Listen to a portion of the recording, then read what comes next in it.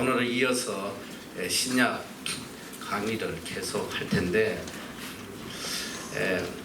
예수님께서 이 땅에 오신 목적이 바로 우리에게 천국 복음을 주시기 위해서 오셨다. 그리고 이 천국 복음하고 가장 관련된 단어가 뭘까? 혹시 아는 사람? 천국하고 가장 깊은 연관이 있는 단어. 그래. 정답 잘 이야기했네. 확실히 앞줄에 앉은 애들이 달라. 천국은 영생이야, 영생. 천국하고 영생은 떼어놓을 수 없는 것이란 말이야. 천국 하면 영생이다. 이터널 라이프. 영원히 사는 거다. 그래서 우리가 복음을 한마디로 이야기하면 요한복음 3장 16절이라고 그러잖아. God so loved the world that He gave His one and only Son. Whoever believes in Him shall not perish, but have eternal life. 하나님이 세상을 이처럼 사랑하사 독생자를 주셨으니 이는 저를 믿는 자마다 멸망치 아니하고 영생을 얻게 하려 하십니다. 영생을 얻게 하렵니다. 하나님께서 독생자 예수 그리스도를 주신 목적이 뭐냐? 영생을 얻게 하기 위해서, 천국 가게 하기 위해서. 이 같은 말이에요. 천국 가게 하기 위해서, 영생을 주시기 위해서. 그래서 우리 그리스도인은 항상 이 천국을 소망하고 살아야 된다. 주님께서도 그걸 가르치기 위해서 이 땅에 오셨다는 거예요. 예수님이 요한복음 14장 1절 나는 길이요 진리요 생명이니 나로 말미암지 않고는 아버지에게로 올 자가 없다. 이게 무슨 말이에요? 예수님이 이 땅에 오신 목적이 우리로 하여금 아버지께로, 천국으로 인도하기 위해서 오셨다는 거예요. 이게 주님이 오신 목적이야. 그래서 오늘 우리가 믿음이 좋은 사람이 누구냐? 제일 믿음이 좋은 사람은 천국 소망이 제일 강한 사람이 제일 믿음이 좋은 사람. 내 믿음을 한번 스스로 판단을 해보란 말. 내가 얼마나 천국의 소망을 갖고 있나? 맨날 세상에 그냥 출세할 거, 뭐 부자 될 거 이런 생각하고 있으면 믿음이 없는 사람입니다. 아무리 열심히 성경 읽고 아무리 검식하고 뭐 아무리 열심히 섬겨도 내 마음이 이 땅에 있으면 그 믿음이 없는 사람이에요. 참 믿음의 사람은 하늘나라에 소망을 두고 사는 사람이다.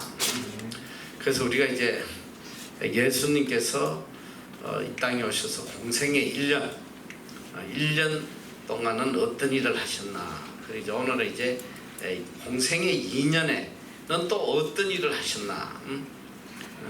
그래도 참 감사한 게 예수님이 공생애를 딱 3년밖에 안 하셨어. 한 30년 하셨으면 그거 다 공부하려면 머리 터질 텐데. 금방 1년 갔잖아. 이제 1년 또 금방 간단 말이야. 그런데 중요한 건 뭐냐? 여러분 이제 이 성경을 예수님의 행적을 공부할 때 모든 초점이 천국에 있어야 돼. 천국으로 해석을 해야지. 세상으로 해석하면 망한단 말이야. 세상으로 성경을 바라보면 이게 기복주의가 되고 이게 샤머니즘이 되는 거예요. 자, 그래서 오늘은 두 번째 이제 공생애는 6월절로 시작된다고 그랬지. 6월절. 두 번째 6월절에는 도대체 예수님이 어떤 사역을 하셨냐? 예수님의 사역은 내가 이제 두 코스로 나뉜다고 그랬잖아. 하나는 어디 사역? 예루살렘 사역. 또 하나는 갈릴리 사역. 이 두 개로 이제 구분을 할 수 있는데, 자, 이 두 번째 공생의 2년째는 예수님이 예루살렘에 가셨어. 예루살렘 사역을 하러 가셨는데, 두 번째 예루살렘 사역에 대한 이야기는 오직 요한복음 5장에 기록되어 있다. 다른 공간복음에는 기록이 안 돼 있고 요한복음에만. 그러니까 이게 예수님의 예루살렘 사역은 대부분 다 요한복음에서 다뤄요. 요한복음을 통해서 우리가 예루살렘 사역을 알 수 있다는 것. 자, 두 번째는 어떤 사건이냐면 예수님이 이제 예루살렘에 올라가셨는데 보니까 예루살렘에 있는 양문 곁에 베데스다라 하는 못이 있었다. 거기에 모든 병자들이 다 이제 물이 동하길 기다리는 거야. 이 물이 막 이렇게 움직일 때 제일 먼저 들어가는 사람이 병고침을 받았다. 그런데 지금 이 초점은 물에 빨리 들어가서 병 고치는 데 초점이 있는 것이 아니고 여기에 38년 된 병자가 있었다는 거예요. 아마 이 양반은 38년 동안 한 번도 1등을 못한 모양이죠. 38년 동안 거기 있었는데도 지금 병 고침을 못 받았다. 그런데 주님께서 보시고 병이 오랜 된 걸 아시고 내가 낫고자 하냐. 그리고 하시는 말씀이 일어나 내 자리를 들고 걸어가라 하시는. 이 유명한 38병자를 고치신 사건이 나와요. 공생의 2년에. 요거 하나만 기록이 돼 있어. 38병자. 근데 우리가 여기서 참 이 38병자의 믿음을 좀 봐야 돼. 이 38년 동안 누워있는 사람한테 예수님이 야, 너 왜 여기 누워있어? 너 낫고 싶어? 낫고 싶으면 일어나서 걸어가. 그러면 어떻게 반응할 것 같아, 여러분은? 야, 지금 장난하냐? 내가 걸어가고 싶으면 벌써 오래전에 일어나서 걸어갔지. 만약에 거기서 예수님 말씀에 대꾸라도 한마디 하고 자리를 들고 일어나지 않았다면 이 사람은 평생 병자로 끝나는 거야, 인생. 왜 이 38병자가 이 우리에게 이게 이 예수님 이걸 소개하냐면 여기서 그가 예수님의 말씀을 100% 믿고 순종했다는 거.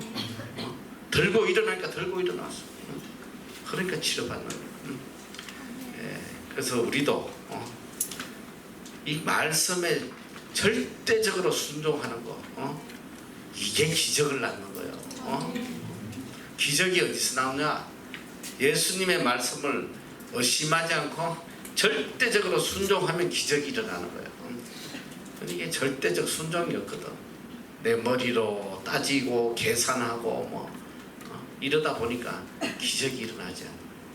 예수님이 하라고 그러면 그냥 목숨 걸고 하면 돼. 묻지도 말고 따지지도 말고 계산하지도 말고 그저 순종하면 기적이 일어난다.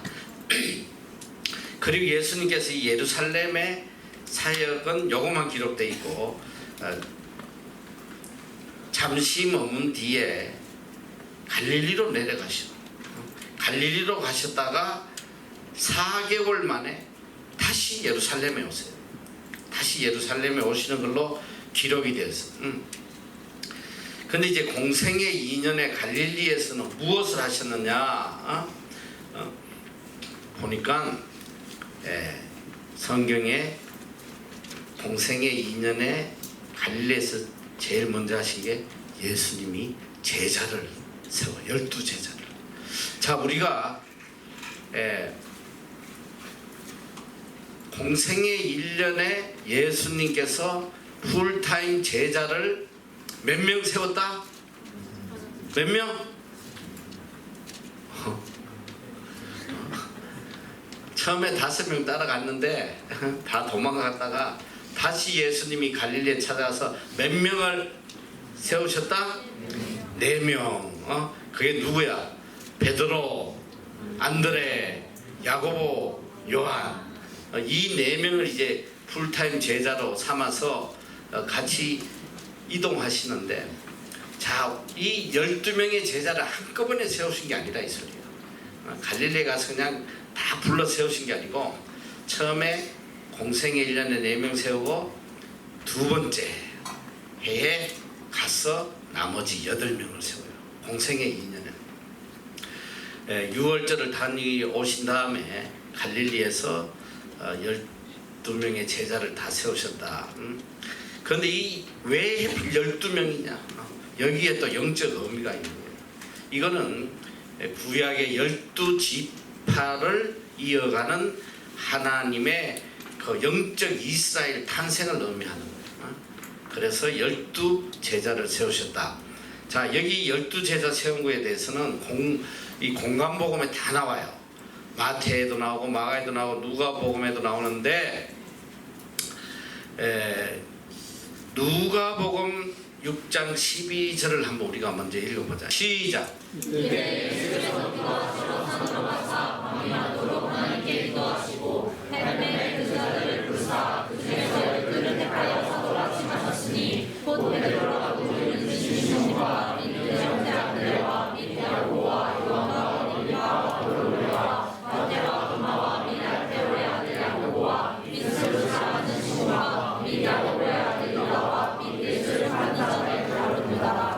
자, 누가복음에 보면 예수님께서 제자들을 세우시기 전에 하신 말 무슨 일 하셨냐?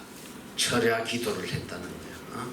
밤이 맞도록 하나님께 기도하시고 이 철야 기도 아니겠어? 밤새도록 하셨다는 거예요. 그러니까 예수님도 이 제자를 하나 세우실 때 얼마나 간절히 기도하고 세우신지 몰라. 그러니까 여러분도 배우자 만날 때 정말 기도해야 돼요. 배우자 잘못 만나면 인생 끝이요. 정말 기도하면서 찾아야 돼요. 자, 그리고 이렇게 세우셨는데 마태복음 10장 1절에 보니까 이 제자들에게 어떤 일을 시키셨냐? 자, 마태복음 10장 1절 한번 읽어보자. 시작.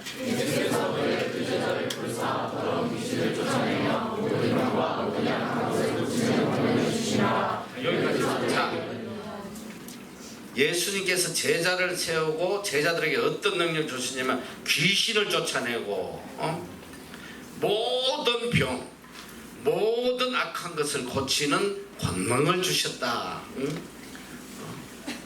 제자들에게 이런 능력을 주셨어요. 자, 그래서 이제 12제자를 내가 지난 시간에 둘둘 짝을 이야기해 줬는데 성경에는 항상 이렇게 둘둘 짝이 돼서 나와. 자, 한번 이어서 읽어보면 12사도의 이름은 이러하니라. 베드로라는 시몬을 비롯하여 그의 형제 안드레, 베드로와 안드레 항상 나왔지. 그 다음에 세베대의 아들 야고보와 그의 형제 요한, 이 큰 야고보라고 그랬지. 154cm. 자, 큰 야고보와 형제 요한, 그리고 빌립과 바돌로메. 빌립하고 바돌로메는 친구인데 항상 붙어 다닌다. 이 바돌로메를 다른 이름으로 나다니엘, 나다니엘이란 말이야. 그래서 이 세상은 절대로 떨어지지 않는다. 또 안드레와 빌립과 바돌로메와 마테와 세리 마테와 도마와 알페오의 아들, 여기 또 네상이라고 하나가 더 있잖아. 작은 야고보, 야고보와 및 다데오와, 다데오는 다른 이름으로 뭐라고 그랬지 내가? 잘하네. 유다. 왜 유다 이름을 다데오로 바꿨나 내가 잠깐 설명해 줬지. 아무래도 아마 가룟 유다의 죽음 이후에 이름을 바꾼 것 같다. 이건 뭐 내가 정확히 몰라. 신학자들이 이제 그렇게 이야기를 해요. 그러니까 야고보와 다데오, 그 다음에 시몬은 항상 가나안인 시몬이라고 그래. 왜 그러냐면 이 지명이 항상 붙어. 시몬이 뭐냐면 위에 시몬이 또 하나 나오잖아. 베드로도 시몬이란 말이야. 그래서 가나안인 시몬, 그 다음에 가룟 유다, 이는 예수를 판자르라. 이렇게 해서 12명의 제자를 선택을 하셨다. 공생의 2년에 예수님께서 12제자를 세우셨다. 그리고 공생의 2년의 대표적인 사역이 무슨 사역이냐면 민중사역이야. 일반인들을 위한 사역. 제자를 위한 사역이 아니고 민중 일반 신도들을 위한 성도들을 위한 사역을 하셨다. 그래서 우리가 배웠던 산상수 마태복음 5장의 산상수 이건 굉장히 중요한 거예요. 그래서 우리 여기 MEC 애들이 오면 6개월 동안 내가 반드시 산상순을 해줘요. 산상순 그러니까 전부 다 팔복이 산상순인지 아는데 이 산상순은 마태복음 5장에서 7장까지 예수님이 3년 동안 가르치신 모든 메시지가 집약적으로 다 들어있는 거예요. 그래서 이 산상순 다 외워야 돼. 정말 가슴에 새겨. 산상순 마태복음 5장은 천국 메시아 왕국의 새로운 기준이야. 주제가 천국의 기준이 뭐냐, 우리가 뭘 기준으로 삼고 살아야 되냐, 그게 첫 번째 복에 대한 기준이.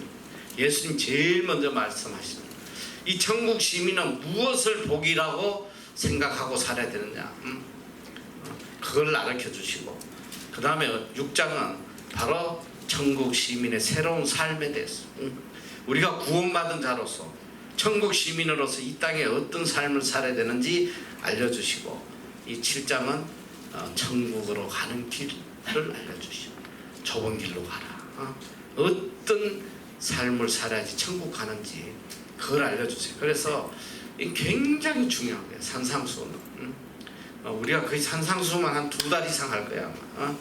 너무너무 귀한 것이 있단 말이에요. 그래서 마태복음 5장에서 7장까지 이 산상수는 누구에게 전거했냐면 구원받은 하나님의 백성들에게, 구원받은 하나님의 백성들에게 가르치셨다.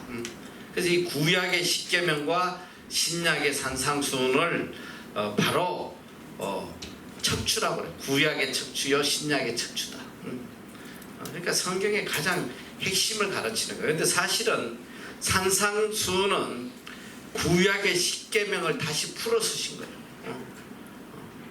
다시 재해석해서 우리가 어떻게 하나님을 섬기고 우리가 이웃에 대해서 어떻게 해야 되는지를 예수님께서 설명해 주신 거예요. 그래서 하나님의 자녀의 삶, 또 빛과 소금, 그리고 계명, 준수, 노함, 엄행, 맹세, 원수, 핍박, 구제, 기도, 주기도문, 용서, 금식, 천국의 보물, 재물, 염려, 그의 나라와 그의 의, 이런 내용들을 집중적으로 다루고 있다. 그러니까 이게 율법의 뿌리를 완성하시는 것이다. 구약의 모세에게 주셨던 십계명, 이 율법의 뿌리를 완성하는 것이다. 자, 여러분이 잘 알아야 돼. 이 성경은 오직 2가지를 가르치고 있다. 성경이 66권이지만은 딱 이 두 가지야, 2가지. 십계명이 10개지만은 딱 2가지요. 뭐냐면 하나님을 사랑하는 법, 또 이웃을 사랑하는 법, 형제를 사랑하는 법, 인간을 사랑하는 법.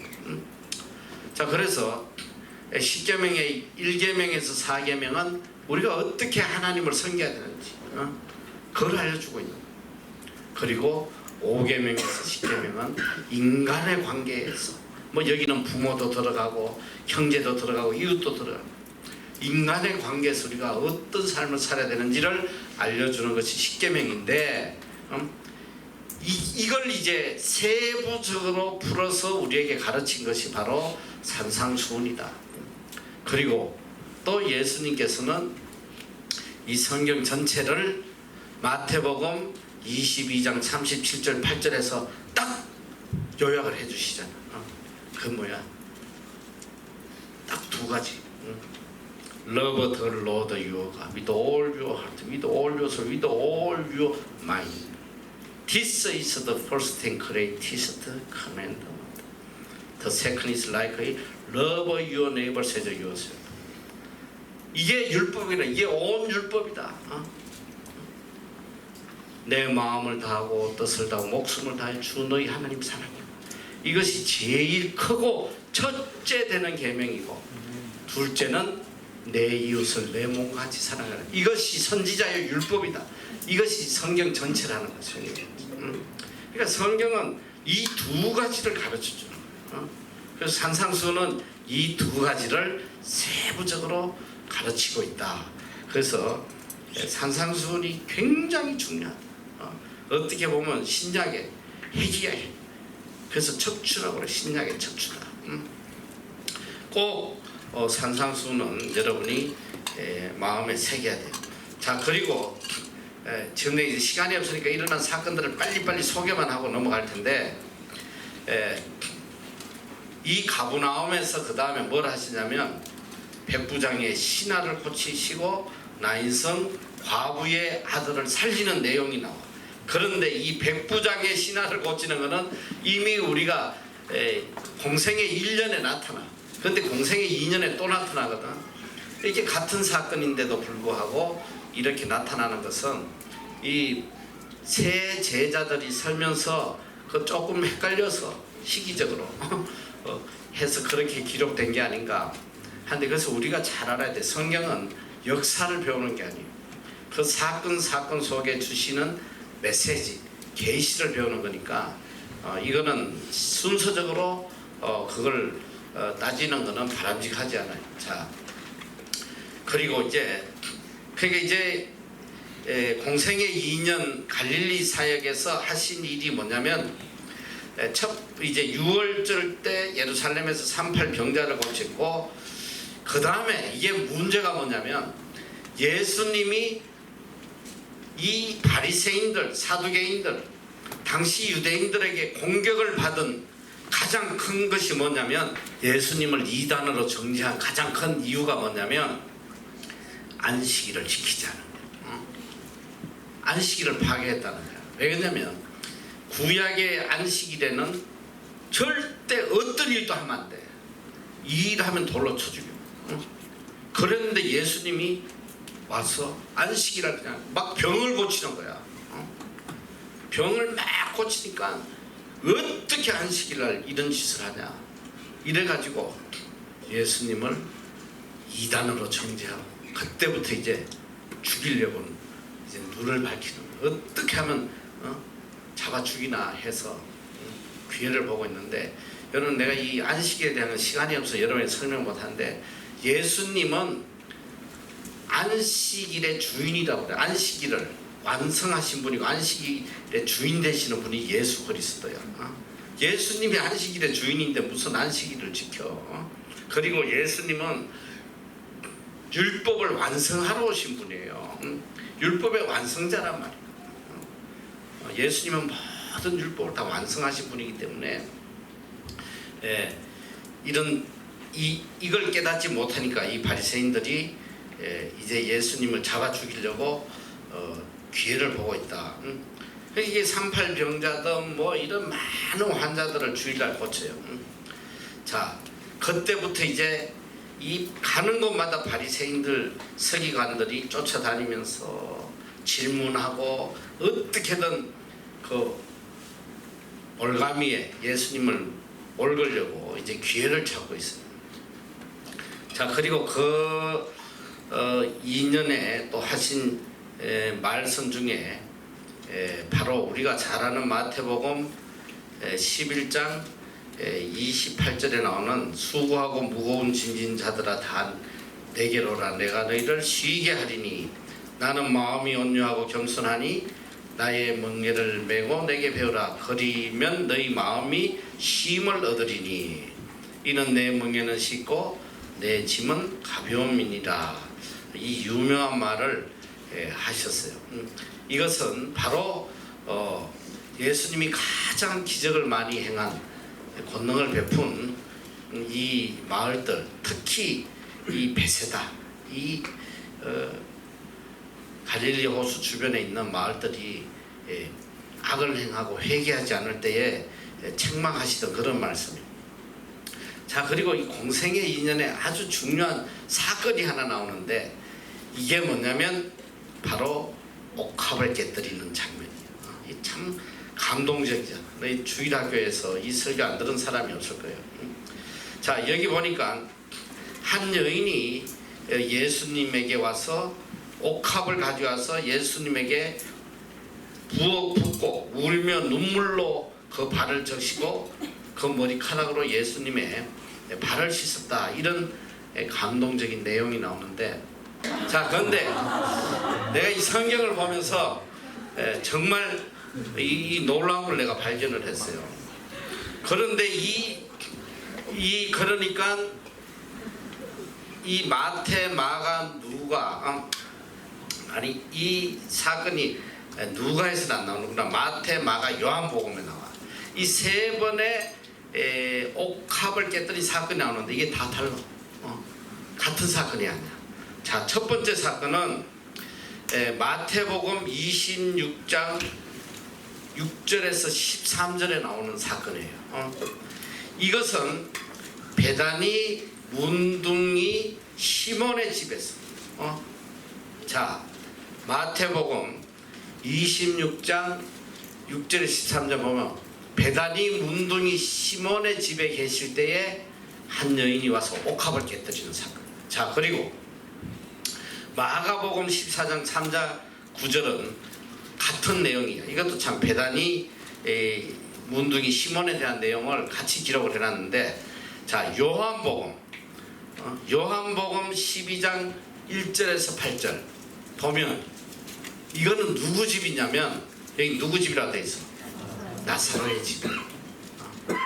나사로의 집에서 이 마리아가 옥합을 깨뜨린 거야. 내가 아까 이야기 잘했는데 누가복음에 나와. 아까 이 마가, 마태는 같은 거고 누가복음에 나오는 거는 또 다른 사람이야. 누구냐면 누가복음 7장 36절에서 50절에 보면 이것은 누구 집이냐면 바리새인 집에서 바리새인의 집에 있을 때에 한 여자가 와서 옥합을 깨뜨려. 이거 완전히 다른 장소에서 세 번의 동일한 사건이 일어나는 거예요. 그래서 저는 처음에 이게 어쩌면 다른 사건일 수 있겠다. 이게 왜 그러냐? 유대인에게 가장 큰 대접이 뭐냐면 향유를 붓는 게 가장 큰, 그 방문객에게 최고의 마음을 표현하는 게 향유를 붓는 거라고 그래.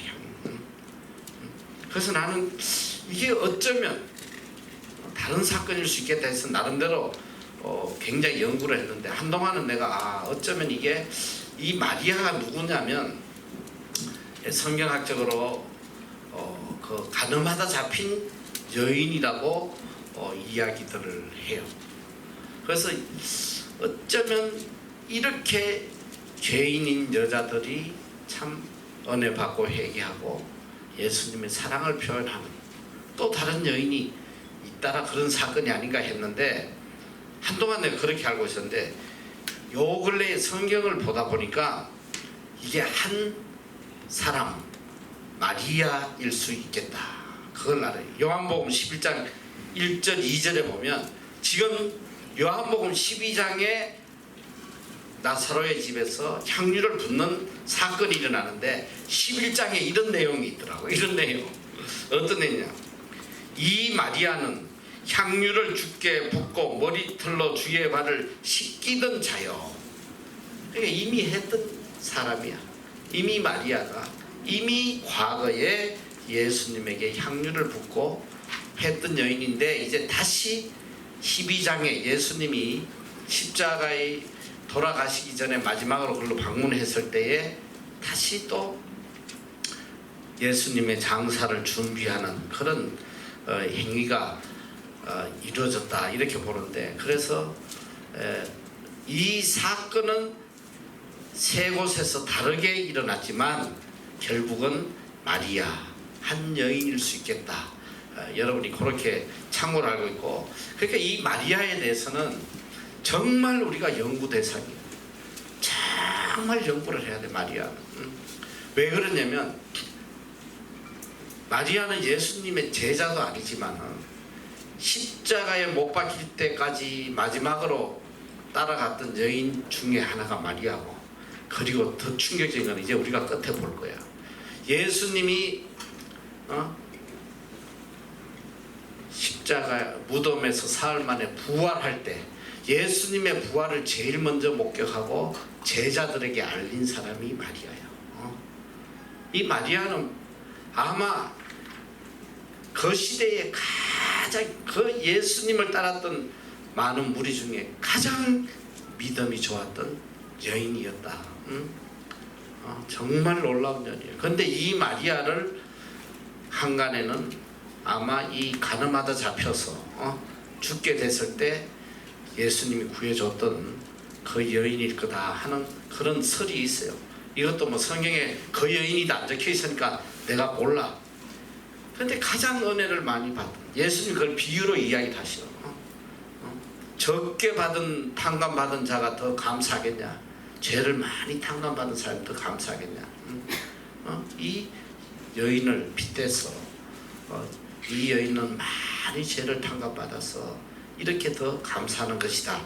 이제 그런 말씀을 하세요.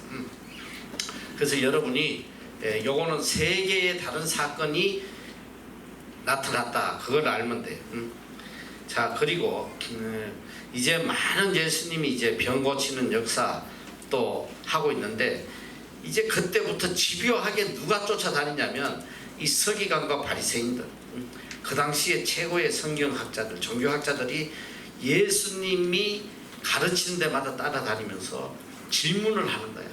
어떻게든 올가미에 묶으려고. 그래서 마태복음 12장 38절 이하에 보면 이 표적을 보여달라고 막 이야기해요. 서기관과 바리새인이. 그때 예수님이 하신 말씀이 선지자 요나의 표적밖에 보일 것이 없다. 이 요나가 이제 사흘 동안 고래 뱃속에 있다가 살아난, 뭐 고래인지 아닌지 모르지만은 어쨌든 고기 뱃속에 있다가 살아난 그 사건을 예수님이 앞으로 죽으시고 사흘 만에 부활할 것을 예시해서 미리 말씀을 하시는 것이다. 그리고 예수님의 이 가르침의 특징이 뭐냐면 이 비유를 많이 하셔. 예수님 우리가 이해하기 쉽게 굉장히 많은 비유를 해요. 그래서 씨 뿌리는 비유, 겨자씨 비유, 어리석은 부자의 비유, 악한 종의 비유, 추수 비유 등 이런 여러 가지 비유를 통해서 이해하기 쉽도록. 내가 보니까 제일 좋은 설교가 뭐냐? 제일 은혜되고 제일 좋은 설교가 초등학생이 알아들을 수 있는 설교. 그게 최고의 설교예요. 어느 유명한 목사님도 그 이야기 했다는데, 어떻게 하면 설교 잘하니까 초등학생 주일학교 아이들에게 설교하듯이 해라. 그게 제일 좋은 설교다. 그 예수님도 이 모든 사람들에게 다 이 어린아이들처럼 알아듣도록 비유로 말씀을 많이 하셨다. 그리고 또 보면 이제 바다를 잠잠케 하시는 내용도 나오고, 그 다음에 마태복음 9장 10절 이하에 보면 레위 마태를 부르는 장면이 나와요. 마태의 집에 가서 식사하는 장면이 나와. 그런데 또 어떤 성경에는 우리가 공생의 1년 때에 마태를 제자로 불렀다, 그런 내용이 있어. 자, 그런데 이제 마태가 잔치를 베풀 때 가셨는데, 이 마태는 뭐 하는 사람이야? 세리. 그러니까 예수님 당시에 제일 인간 시래기 취급받던 게 누구냐면 세리와 창녀들이요. 인간 취급을 안 했어요. 세리는 자기 민족에게 자꾸 돈을, 세금을 뺏어서 로마에 바치고 하고 했기 때문에 이걸 너무 미워 인간 취급을 안 했어요. 그런데 예수님이 주로 누구하고 노셨냐? 세리하고 창녀들하고, 이 마리아. 그러니까 이 옥합을 볼 때도 바리새인들이 막 중한테 저 여자가 누군지 알았더라면 예수님 저러고 있지 않을 텐데 저 여자 누군지 몰라. 창녀인데 막 이제 이렇게 비난을 하고 있어요. 이 마태 세리 집에도 식사를 할 때에 비난해요. 아니 바리새인들이 제자들에게 어찌하여 너희 선생은 세리와 죄인들 함께 먹냐? 이랬대 예수님이 들으시고 이런 말씀을 하십니다. 건강한 자에게는, 여기 한번 같이 읽어보자. 시작. 건강한 자에게는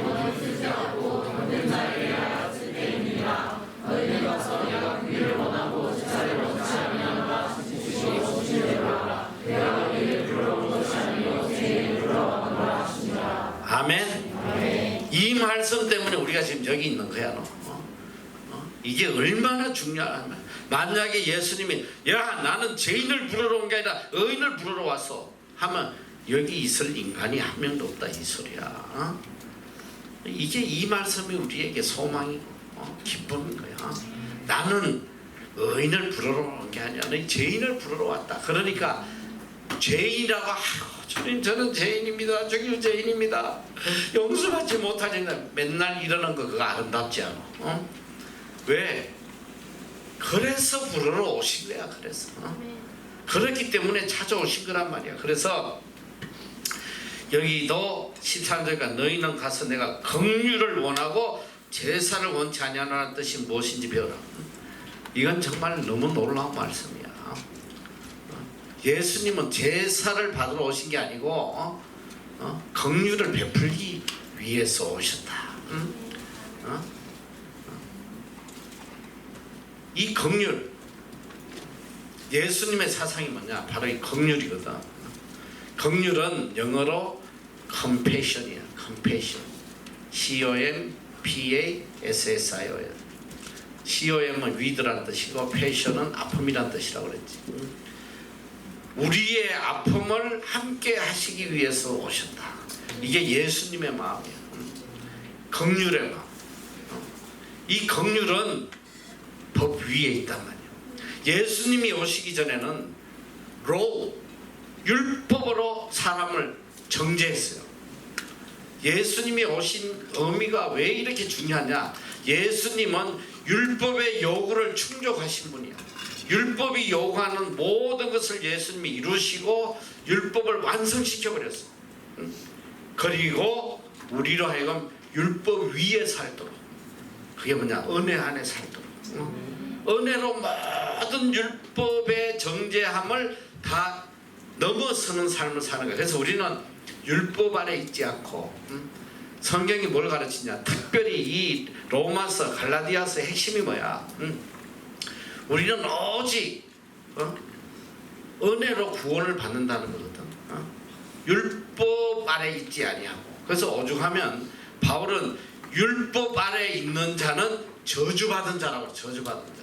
그게 무슨 소리냐면 아직도 율법의 잣대로 심판을 받고 살아야 되는 자들은 저주받은 자들이다. 우리는 예수 그리스도를 믿음으로 이제는 율법에서 자유한 거예요.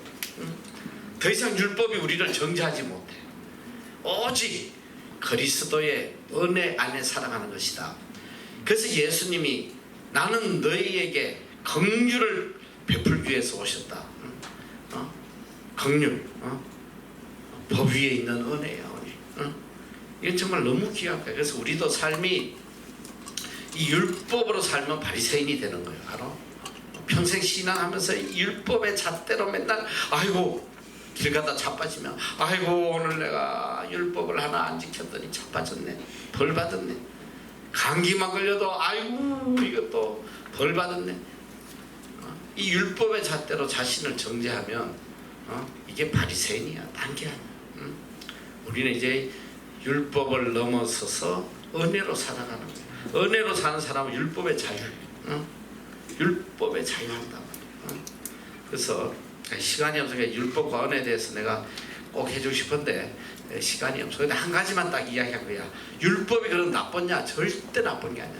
율법은 우리로 하여금 하나님에게로 인도하는 몽학 선생이다. 율법은 우리에게 바른 길을 가르쳐주는 잣대란 말이야. 자, 쉽게 이야기하면 신호등이 있어. 빨간불이 있어. 야, 빨간불이 있어서 기뻐 안 기뻐? 차몰 가다 빨간불 걸리면 기뻐 안 기뻐? 안 기쁜 놈은 여기 율법주의자야. 알아? 왜 이따고 법을 만들어가지고 자꾸 서게 만들어? 요 율법주의자 자유하지 못해. 계속 그냥 원망, 불평, 짜증. 그런데 어떤 사람이 빨간불이 딱 걸려서 아우 빨간불 땡큐 소마치. 야, 이 빨간불이 나를 안 세워줬다면 내가 길 건너다가 충돌하면 죽을 거 아니야. 야, 이 빨간불이 또 나를 정지해주고 나를 살려주는구나.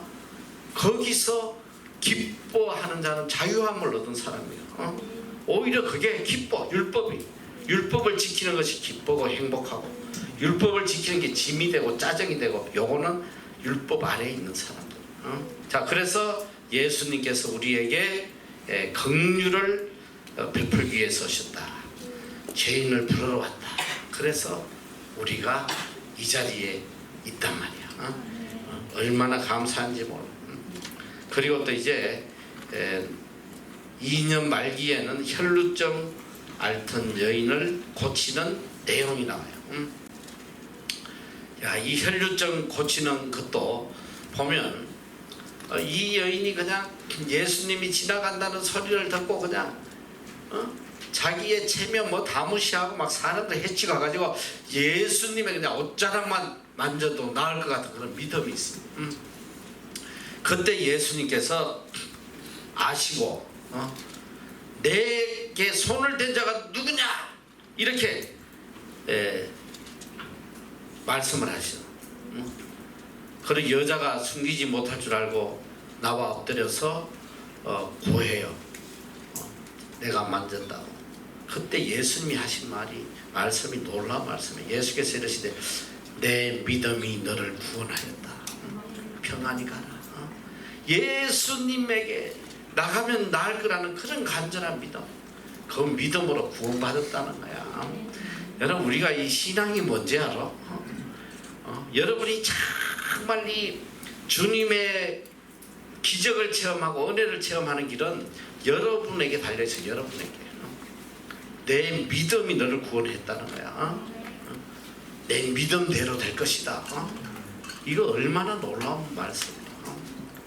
내가 믿음을 가지면 그 믿음대로 기적이 일어나는 거지. 그냥 안 믿으니까 계속 따지고 심하고 이러니까 기적이 일어나지 않아요.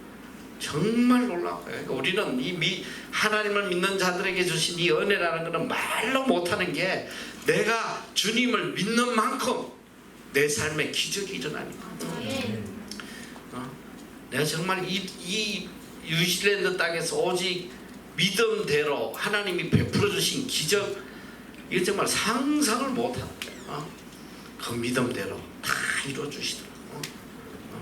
그러니까 믿음의 사람이 되란 말이야. 믿음의 사람이 되면 기적을 체험해요.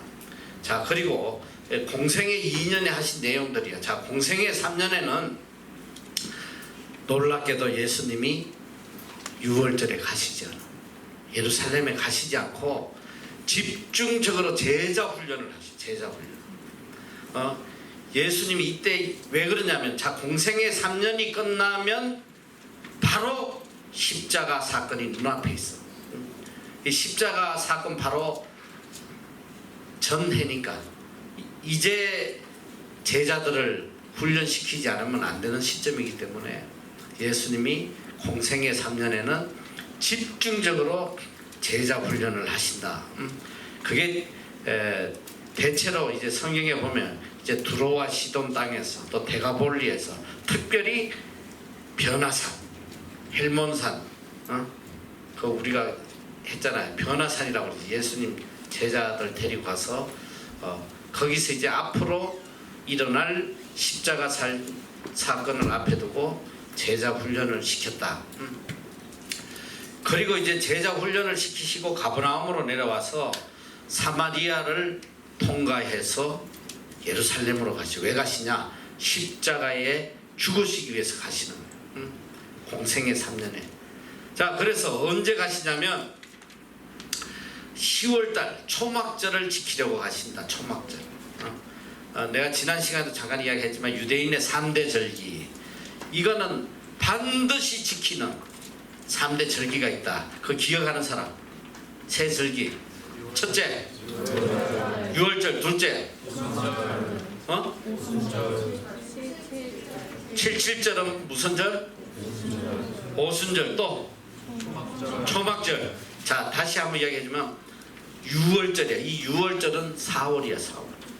이걸 무교절이라고 한다고 그랬지. 무교병 떡을 먹어. 유월절. 유월절은 패스오버라고 그랬지. 영어로 패스오버.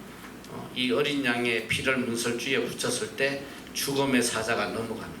그러니까 죽음에서 우리를 구원해내는 예수 그리스도를 상징해서 한 절기다. 그래서 유월절을 가장 크게 지켜요.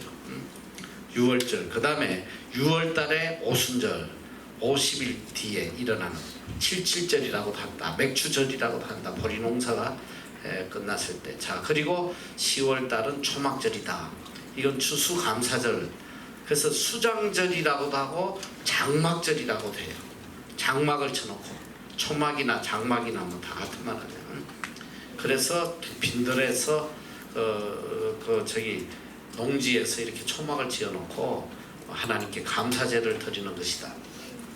자, 지금 초막절, 이 추수감사절 그 무렵에 10월 달이에요. 10월 12일에서 19일이라고 그러는데 갈릴리를 떠나서 예루살렘에 가셔서 수전절을 지키시고, 이 수전절은 뭐냐면 지금 12월 25일인데 성탄절인데 예수님 당시에 수전절은 이스라엘 민족이 다른 나라들에게 빼앗겨 가지고 식민지 생활하면서 성전이 다 파괴됐을 때에 그 마지막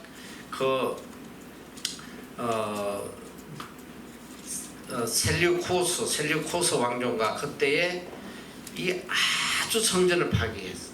그리고 성전에다가 누구를 섬기게 했냐면 성전 안에 제우스신, 이방신을 섬기게 하고 안식일을 폐지시키고 이렇게 악을 행했는데, 그래서 이 마카비 독립운동이 일어나요. 이스라엘 민족들이 제사장 중심으로 해서 마카비 독립운동이 일어나서 이 나라를 빼앗고 한 100년을 통치하는데, 나라를 빼앗고 제일 먼저 한 게 뭐냐면 성전을 수리했어. 수전절, 수리한다. 성전을 수리한 그날을 기념해서 이스라엘 민족들이 항상 지켰어. 수전절 12월 25일. 그래서 예수님이 이 수전절을 지키기 위해서 가셨다가 이제 그 다음 해 4월에 6월절에 십자가에 돌아가시는데, 요 기간이 약 6개월 정도 돼요. 6개월 정도 되는데 6개월 동안 머무르실 때에 예수님 뭘 하셨냐면 이방 땅에 복음을 전하셨어요. 이방 땅. 유대 땅뿐 아니라 이방 땅, 바로 베레아 지방, 이 요단강 건너편에 이방 땅 베레아 지방에서 3개월 동안 머무시면서 복음을 전해요. 이방인에게도 복음을 전해요. 그리고 갈릴리를 떠나실 때에 이미 이 예루살렘에 향해 오시려고 할 때 이미 70인을 베레아 땅에 보내. 먼저 전도하라고 70인 전도단을 보내. 그래서 이 베레아에서 이 전도단을 만나서 또 선교 보고도 받고 하는 장면이 나온다. 자, 그래서 이제 이 공생의 3년에 일어난 일을 보면 3년 초엽에 뭘 했냐면 오병이어의 역사가 기록이 되죠. 물고기 2마리와 보리떡 5개, 그 기적이 나오고, 그 다음에 바다 위를 걸어가시는 장면이 나오고, 그 다음에 참 중요한 내용인데 마가복음 7장 1절에서 23절에 나오는 그런 내용인데, 내가 이 간단한 것만, 핵심되는 것만 이야기를 해주는데, 이 바리새인들이 예수님의 제자들이, 이 유대인들이 항상 밥을 먹기 전에 손을 먼저 씻겨야 되는데 제자들이 손을 안 씻으니까 이 막 비난을 해요. 그때 이 바리새인과 서기관들이 예수님께 와서 어떻게 당신 제자들은 장로들의 유전을 안 지키고 부정하게 떡을 먹냐, 이때 예수님이 하시는 말씀이야. 6절에 보면 가라사대 이사야가 너희 외식하는 자에 대해 잔련하였다 기록하시되 이 백성이 입술로는 나를 존경하되 마음은 내게서 멀도다. 사람의 계명으로 교훈을 삼아 가르치니 나를 헛되이 경배한다. 너희가 하나님의 계명은 버리고 사람의 유전을 지켰다. 여러분 이거 굉장히 중요한 말씀이야. 너희가 하나님의 계명은 버리고 사람의 유전을 지키고 있다. 이 외식하는 자들, 이 거짓된 자들. 이 유전이 뭐냐면 트레디션, 관습이야. 관습. 관습을 지키는 거야. 관습을. 하나님의 계명을 지키는 게 아니고 오히려 관습을 따라가는 이런 잘못된 믿음. 자, 오늘 내가 이제 한 가지 여러분에게 이야기하는데 여기서 아마 이해하지도 잘 못하고 또 야 그게 왜 죄가 될까 이런 생각을 할지도 모르는데 이건 여러분이 신앙에서 잘 판단하면 돼. 그러나 이제 제 신앙관에서 여러분들에게 들려주는 거니까 잘 들어. 이 관습은 트레디션이야. 오늘 우리 한국에서 이 한국에 기독교가 들어오면서 제일 기독교가 전파되지 못하도록 막은 관습이 뭐냐면 제사야. 제사. 제사를 생명처럼 지켰어. 제사를 안 지는 가문에서 쫓아냈어. 근데 복음이 들어왔는데 기독교가 제일 금지하는 거야. 제사. 나 외에 다른 신을 섬기지 말라고 그랬어. 그러니까 예수는 믿고 싶은데 이것 때문에 못 믿는 사람이 너무 많은 거야. 그때 이 몇몇 목회자들이 머리를 짜는 게 뭐냐, 이들에게 어떻게 해서 예수를 믿게 해야 되니까 이렇게 해야 되겠다. 이 제사를 합법화 시켜주자. 제사. 이 제사를 합법화 시켜주는 게 뭐냐면 추도 예배. 그리고 믿지 않는 자들에게 이야기해요. 야, 우리 기독교가 제사를 안 하는 게 아니야. 다만 방법이 다른 거야. 방법. 우리도 매년 너희 기일날 우리가 다 추도 예배, 그 죽은 자를 위해서 예배 드려준다. 그러니까 너희도 예수 믿고 추도 예배 드려라. 여러분 잘 알아야 돼. 이게 인간의 관습을 따라서 인간이 만들어내. 여러분 이 성경은 하나님의 계명은 타협이라는 게 없어요. 이 신앙은 뭐냐면 절대로 이 타협을 하지 않는 게 이게 신앙이에요. 우리가 이 다니엘서도 배웠지만 다니엘이 이제 사자굴에 가기 전에 30일 동안 기도하면 사자굴에 넣는다 그러는데 그는 끝까지 하던 대로 창문을 열어놓고 예루살렘을 향해 3번 기도하다가 사자굴에 걸려요. 이게 신앙이란 말이에요. 얼마든지 기도할 수 있어. 문 닫아놓고 하면 되지. 남들 모르게 기도해도 돼. 속으로 기도하면 되지. 그러나 신앙은 그런 게 아니야. 타협하는 거, 지 멋대로 바꾸는 거, 이거는 신앙이 아니야. 자, 첫째로 왜 이게 추도 예배가 이게 거짓됐냐? 이건 제사가 변형된 거짓된 제사, 제사를 교묘하게 바꾼 제사의 형태란 말이죠. 그리고 중요한 게 뭐냐? 예배의 모든 대상은 누구냐? 예배의 중심은 누가 돼야 돼? 하나님이에요. 하나님께 예배 드리는 거예요. 그리고 성경에는 하나님은 산자의 하나님이 죽은 자의 하나님이야. 죽은 자를 위해서 하나님께 예배를 드린다는 것은 이거는 내가 볼 때 하나님을 모독하는 거예요. 큰 악이라 이 소리야. 자, 모든 예배의 중심은 하나님이 돼야 돼. 하나님을 찬양하고 하나님께 영광을 돌리고. 자, 그러면 아니 뭐 그러면 누구를 위해서 예배드리? 가끔 보면 야, 돌 예배도 드리고 또 뭐 누구 박사학위 축하 예배도 드리고. 여러분 근데 그게 잘 알아야 돼. 이게 만약에 그 사람을 위한 예배가 된다면 그거는 다 거짓 예배라는 거예요. 그런데 똑같이 돌 예배를 드리고 똑같이 뭐 축하 예배를 드려도 이 예배의 중심이 하나님이 되면 그거는 가능한 예배야. 자, 예를 들면 어린아이에게 돌 예배를 드려. 하나님 이 아이 그냥 건강하게 해주시고 뭐 성공하게 해주시고 귀하게 해주시고, 그게 아니라 이 아이를 하나님 앞에 드리는 예배. 하나님 이 아이가 일평생 하나님을 섬기고 하나님께 영광 돌릴 수 있도록 믿음으로 잘 길러주세요. 그럼 예배의 대상이 하나님이 된다 있어요. 하나님. 이게 구분이 안 되면, 자, 그럼 죽은 자는 그 사람을 통해서 어떻게 하나님께 영광 돌리게 하도록 예배를 드릴 수가 없는 거예요. 이건 죽은 사람이기 때문에. 이건 예배의 대상이 하나님이 아니라 죽은 자가 중심이 되어버려요. 아직도 많은 참 그리스도인들이 이 추도 예배에 대해서 얼마나 이것이 우상을 섬기는 것이고 죄악이라는 것을 외치는 목회자들도 많이 있어. 내가 알기로. 근데 이게 너무 보편화되어 버렸어. 제사를 빙자한, 예배를 빙자한 제사. 이게 뭐냐? 예수님이 책망한 것이 트레디션.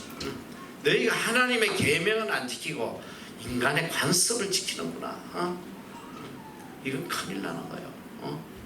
교묘하게 만들어진 타협하는, 여러분 큰일 나는 거예요. 그거는 여러분 믿음에 따라서 잘 판단을 하도록. 자, 시간이 없으니까 빨리빨리 지나가는데 여러 가지 사건이 일어나요. 그리고 이 마지막 때에 또 예수님께서 오병이어가 아니다. 이거는 뭐 어떻게 붙일 수가 없어. 성경이 어떻게 되냐면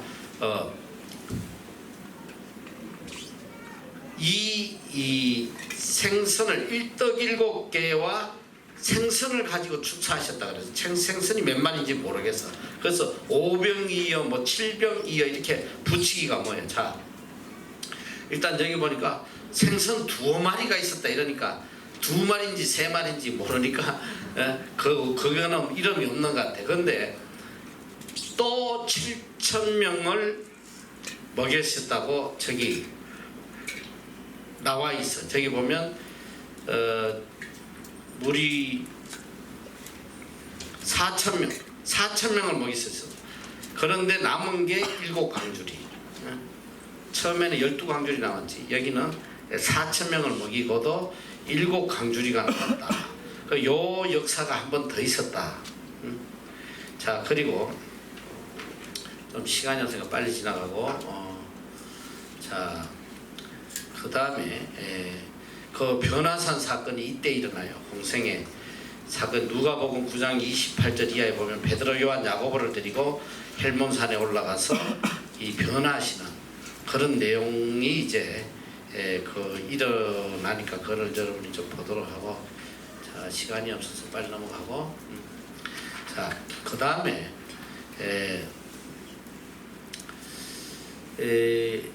누가복음 이제 사마리아를 통과하고 가실 때에 누가복음 9장 57절 이하에 보면 예수님에게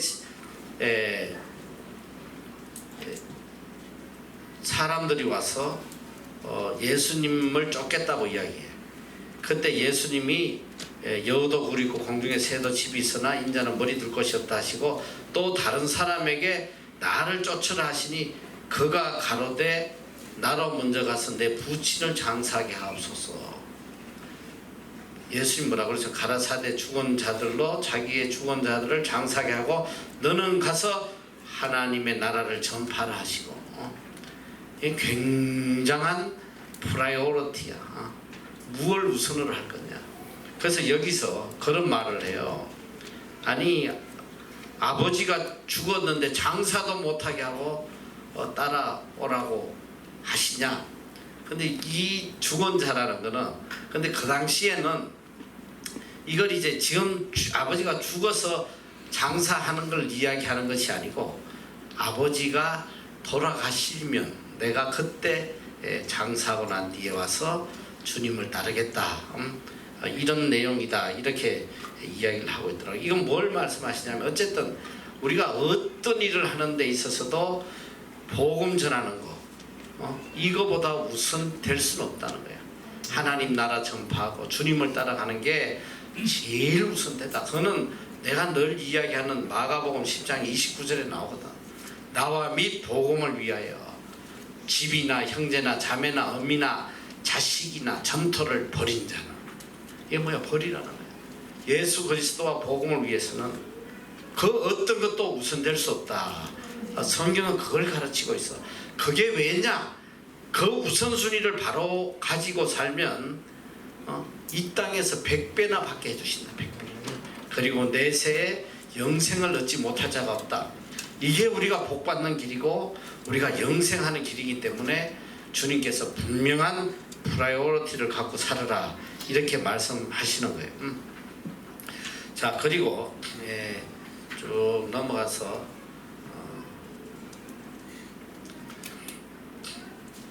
그리고 이제 이 동생의 3년에 보면 이 가늠한 여자에 대한 사건이 나와요. 이 율법으로 이야기하면 구약의 율법으로 하면 이 가늠한 여자를 어떻게 해야 돼? 돌로 쳐 죽여야 돼.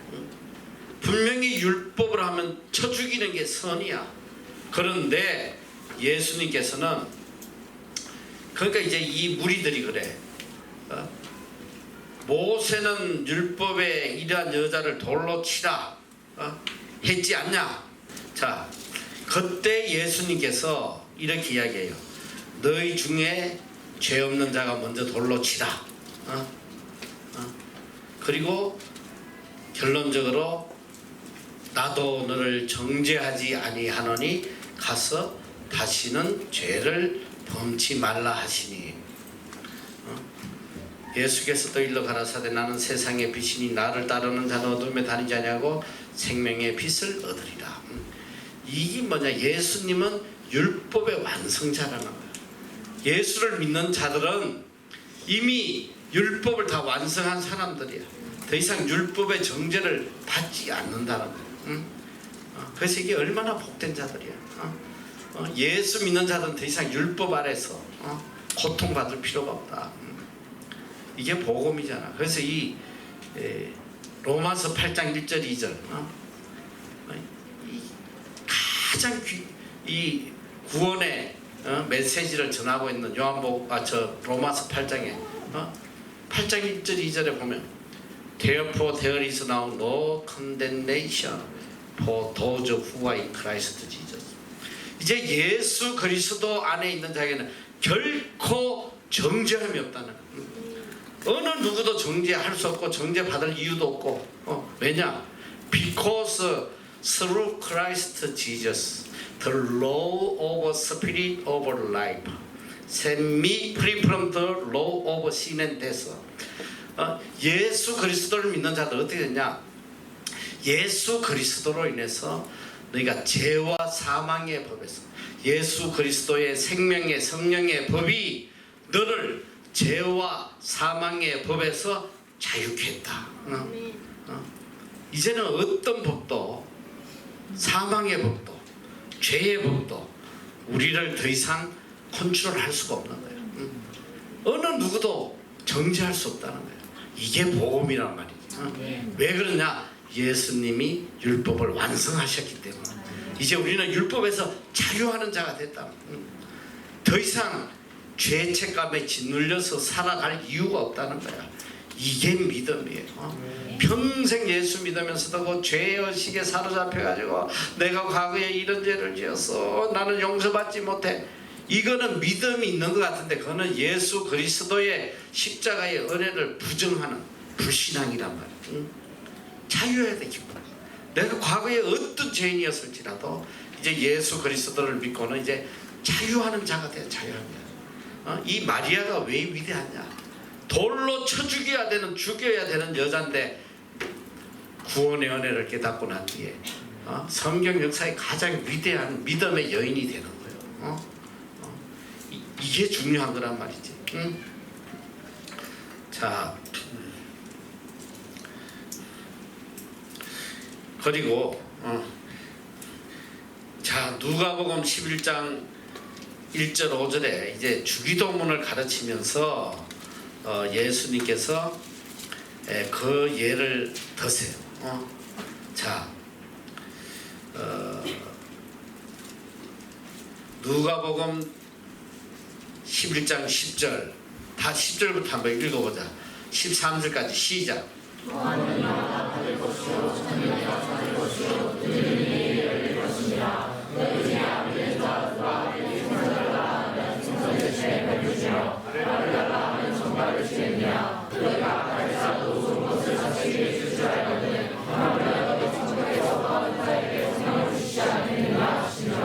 이거 우리 이미 산상수훈에서 상세하게 배웠는데 산상수훈에도 동일하게 나오는 말씀이에요.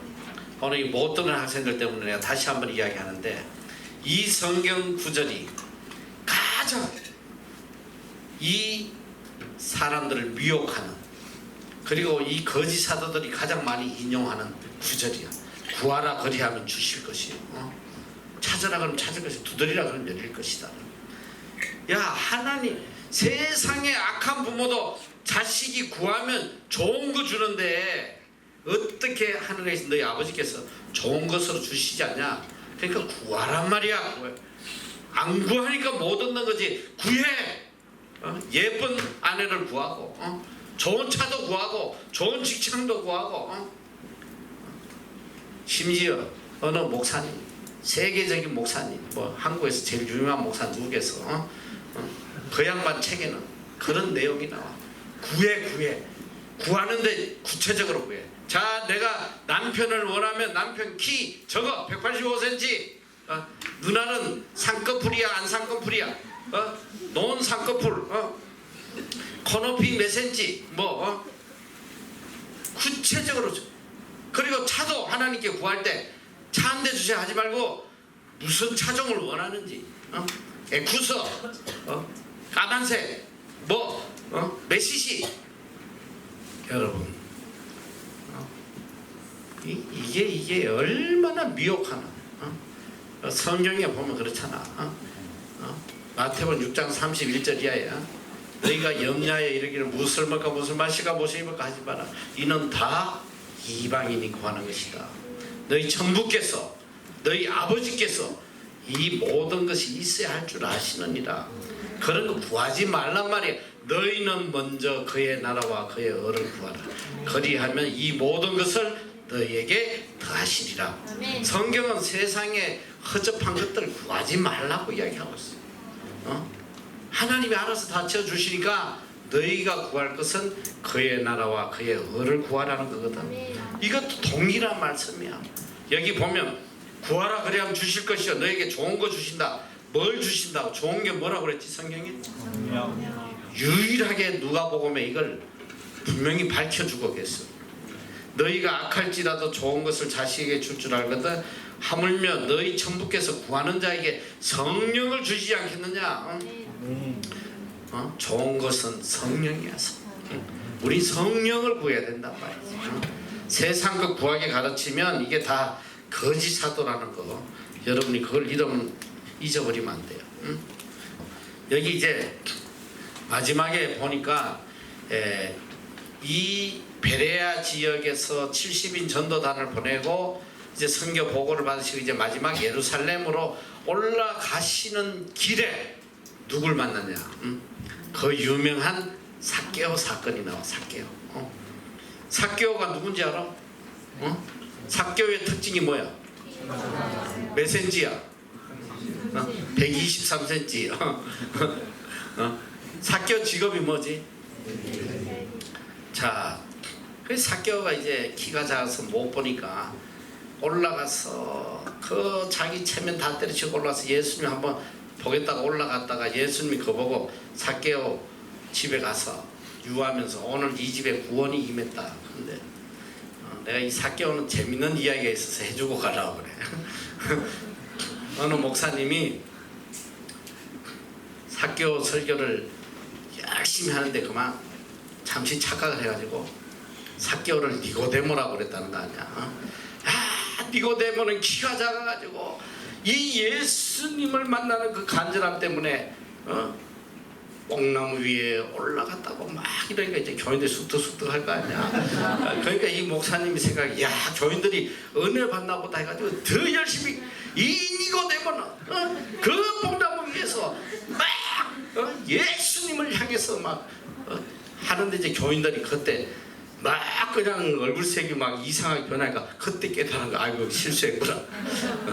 근데 이 목사님이 얼마나 지혜로운지, 이 니고데모가 뽕나무 위에서 열심히 예수님을 부르고 있을 때, 그때 저쪽에서 삭개오가 걸어오고 있었어.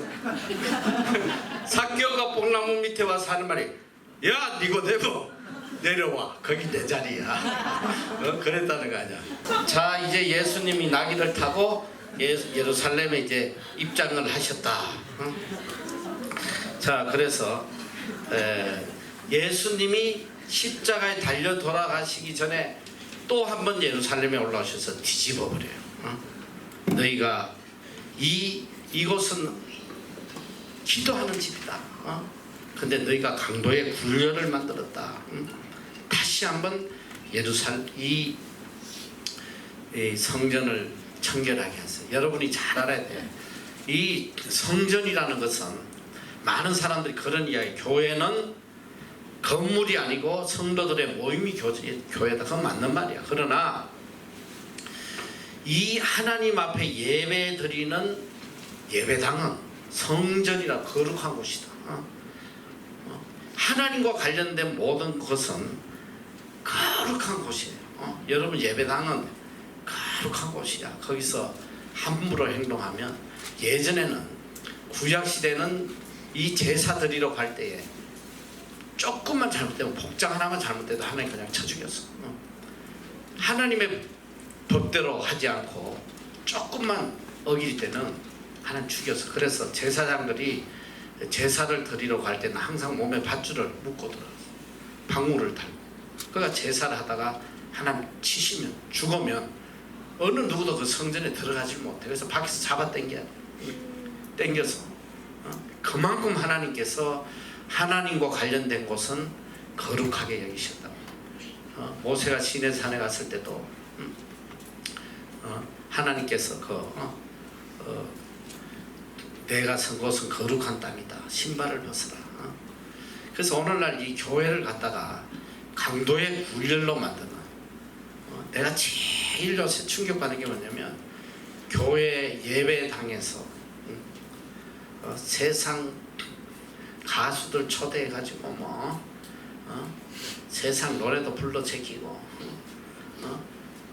요새 한국에 한동안 난리를 쳤던 교회마다 십자가 밑에서 상상이 안 되는 악을 행하고 있어. 그런데 정말 내가 이 나라에 와서 충격받은 게 뭐냐, 내가 처음에 이 나라에 와서 무려 7년을 키위 교회에서 내가 아시안 담당 목회자로 같이 동력을 했는데, 이야, 이놈들이 교회를 갖다가 빌려주기 시작하는 거야. 막 돈 벌라고.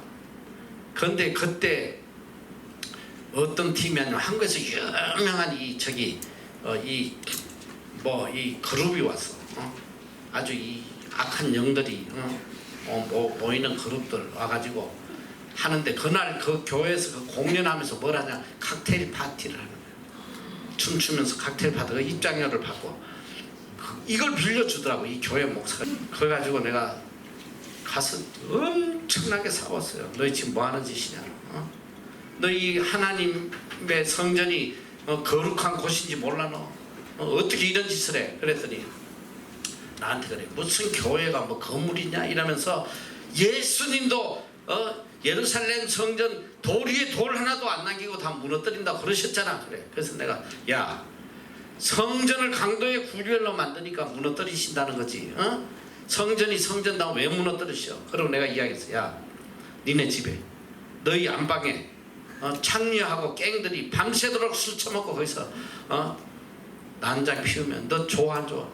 안 좋지? 안 좋대. 응? 그래가지고 내가 그래서, 야, 이거 얼마 받고 이 짓하냐, 얼마 받고. 그때 뭐 8,000불에 빌려줬는지 그랬던 것 같아. 그래서 내가 이 돈 다 낼 테니까 취소해. 내가 다닐 때가 취소하라고.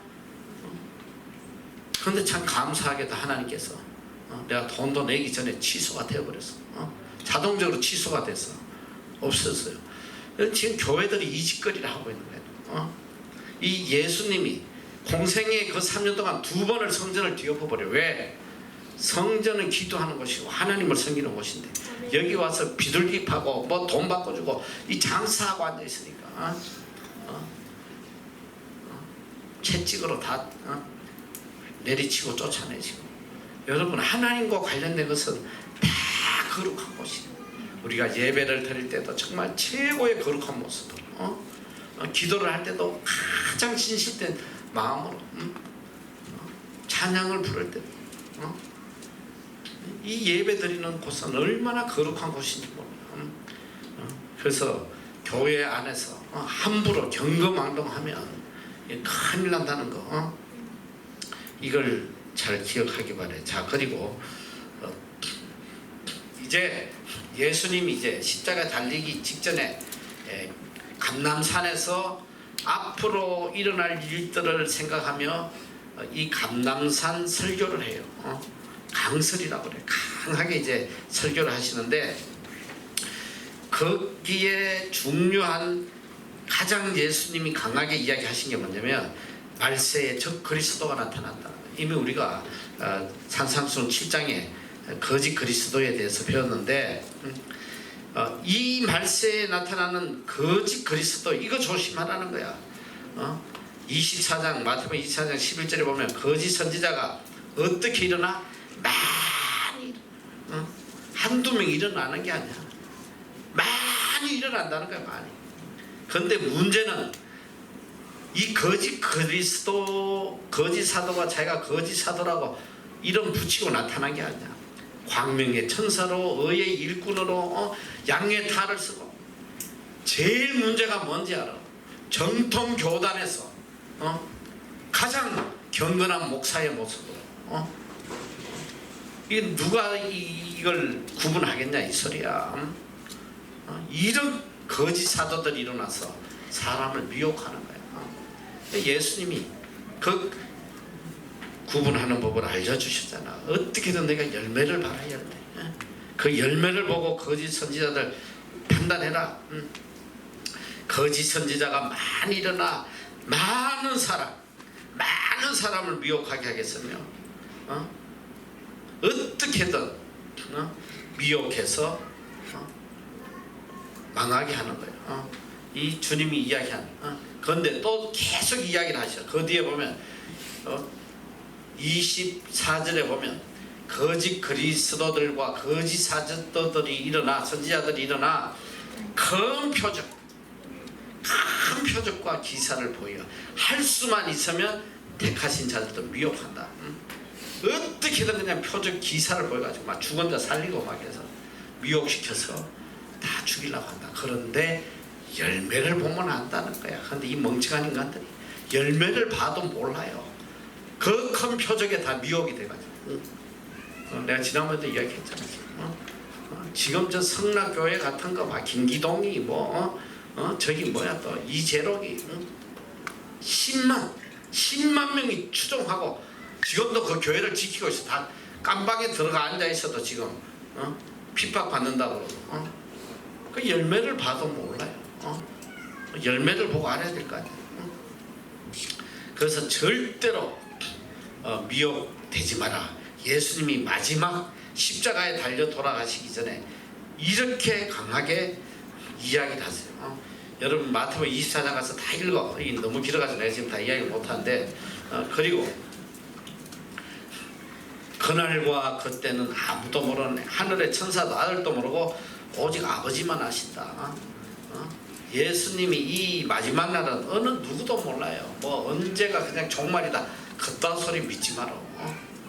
옛날에 내가 벌써 한 30년 된 것 같아. 그게 무슨 다락방인가 뭔지 모르겠어. 이름이잖아. 이름이 내가 생각이 났는데 그 목사가 있어요.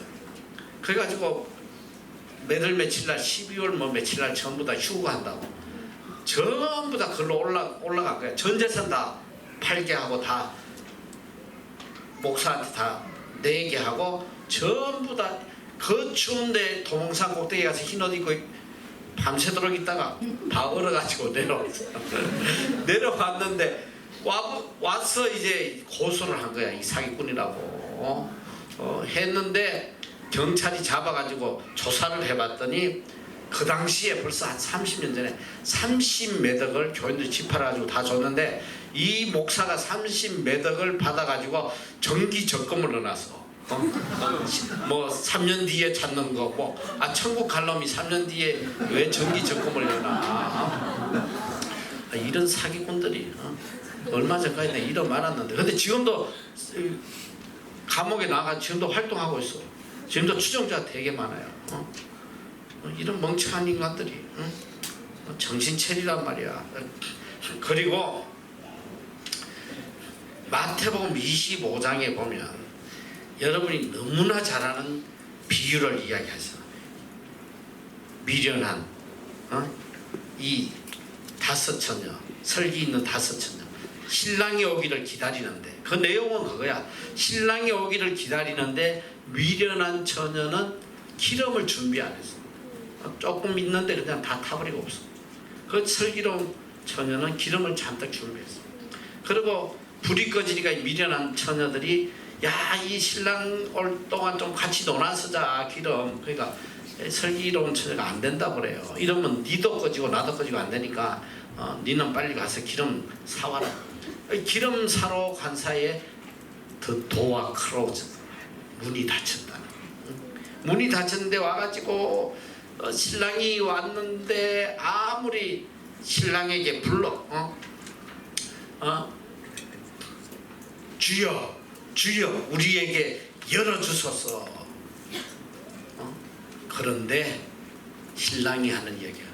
너희에게 이르노니 내가 너희를 알지 못하노라 하였노라. 그런 적 깨어있으라 너희는 그날과 그 시를 알지 못하노라. 여러분 너무 중요한 메시지야. 뭔지 알아? 이 미련한 다섯 처녀도 누굴 기다렸다? 신랑을 기다린 거예요. 이 신랑이 누가? 예수 그리스도예요. 이 처녀들은 누구냐? 믿는 자들을 비유하는 거예요.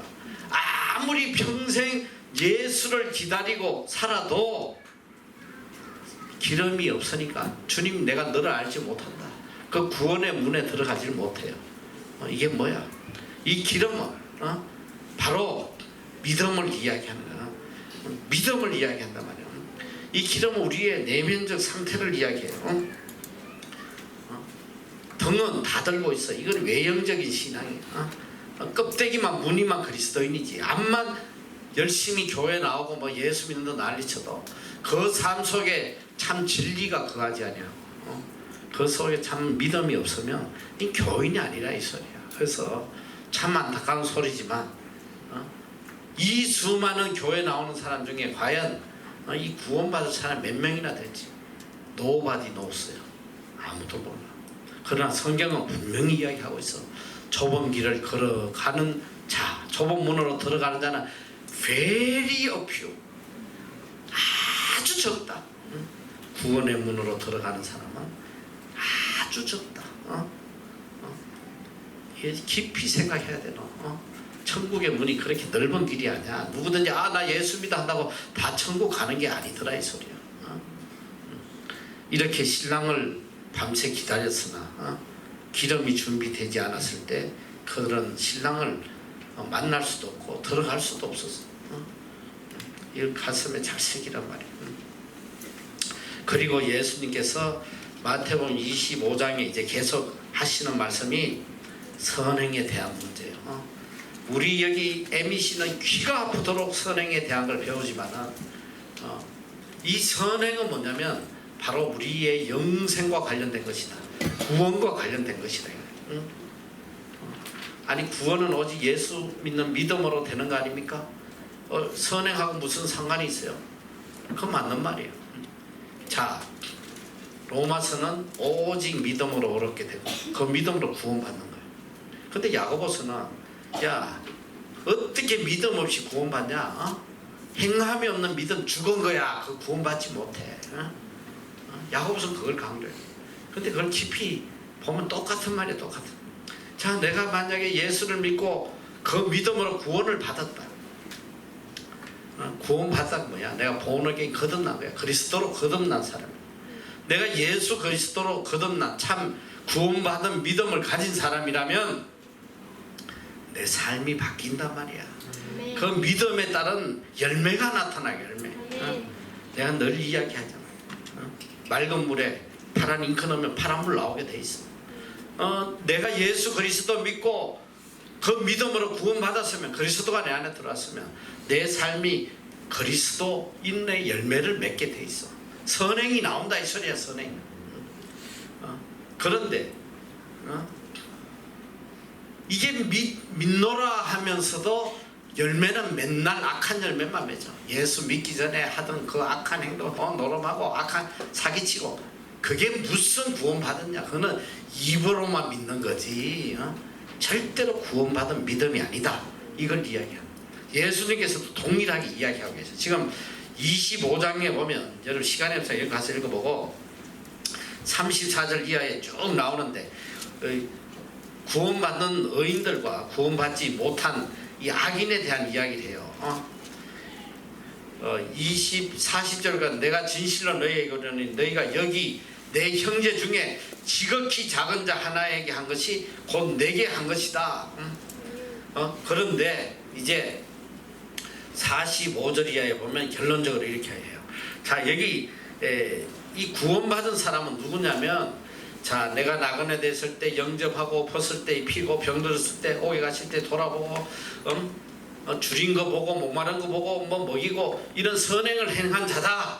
이렇게 했는데 이렇게 결론이 나와요. 45절에 보니까 이에 임금이 대답하여 가라사대 내가 진실로 너희에게 이르노니 이 지극히 작은 자 하나에게 하지 아니한 것이 곧 내게 하지 아니한 것이다 하시니 저희는 영벌에, 선행을 하지 않는 자들 영벌에, 지옥불에 떨어지는 거예요. 그리고 선행을 한 의인들은 영생에 들어가라 하시니라. 선행을 한 사람은 영생을 얻고 선행을 하지 않는 이것들은 다 영벌에, 지옥불에 떨어진다. 이건 뭘 의미하냐? 이 행함은 바로 열매거든. 우리가 정말 구원받을 만한 믿음이 있으면 우리 삶 속에 선행이 나타나게 돼 있어. 선행. 성경은 끝도 없이 선행에 대해서 이야기를 하고 있어요. 그래서 여러분이 잘 이걸 새겨들어야 돼. 선행은 곧 영생의 문제다.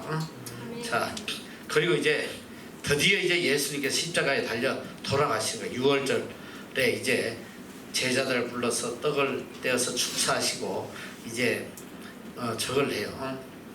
성찬식을 하시고, 그때 이제 베드로가 이제 예수님께서 내가 이제 곧 십자가에 죽는다 하시니까 26장 33절 베드로가 대답하여 다 주를 버릴지라도 나는 언제든지 버리지 않겠나이다. 예수께서 가라사대 내가 진실로 내게 이르노니 오늘 밤 닭 울기 전에 내가 3번 나를 부인하리라. 베드로가 가로되 내가 주와 함께 죽을지언정 주를 부인하지 않겠나이다 하고 모든 제자도 이와 같이 말했다. 나는 이거 베드로만 말한 줄 알았어. 이제 그지? 응?